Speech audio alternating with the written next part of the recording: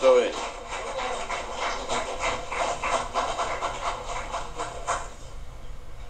Okay, Zoe, you have 3 minutes. Thank you. Actually, first of all, thank you, Chair and councillors, for having me speak today. I first wanted to acknowledge that I did sign up to speak today and hadn't actually heard back from a clerk whether I was on the speaker's list or not.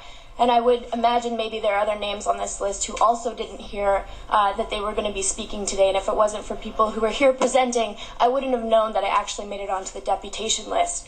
This is supposed to be an engaging democratic process about core services, but if people don't even know they're supposed to be speaking, what kind of process is this? And I sat here, I actually didn't think that I would actually be speaking till after I finished my work today, which I'll be at in an hour. And because I thought that there would be 100 people before me, and if I calculated the time, I wouldn't actually be speaking till probably tomorrow.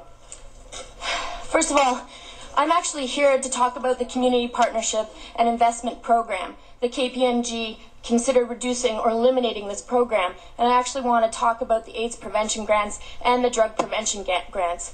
Yesterday was World Hepatitis Day, where 600 million people in this world are infected by hepatitis B and C.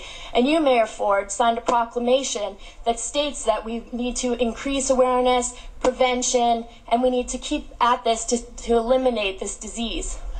Eliminating the AIDS grants and the drug prevention grants will only increase the amount of infection we actually have in our communities, and you, Mayor Ford, signed a proclamation to say that you would like to reduce this.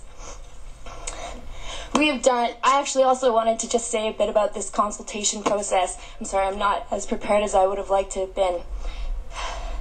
I have been involved in lots of consultations with the city. I think actually city politics are some of the best places for us to be more engaged, and I actually think it's commendable that so many people came out to be involved in this process. But this process is not a consultation that normally happens in the city. Usually you go into everyone's communities and we all have a say about what we would want to be reduced.